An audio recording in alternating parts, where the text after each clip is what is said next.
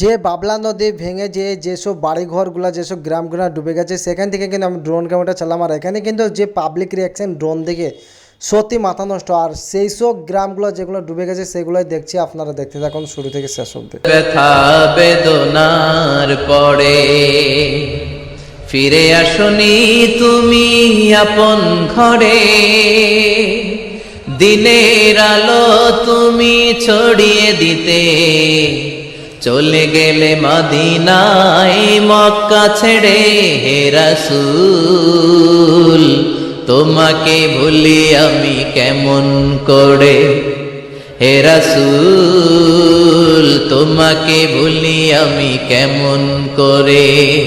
হাজার ব্যথা বেদনার পরে ফিরে আসনি তুমি আপন ঘরে, দিনের আলো তুমি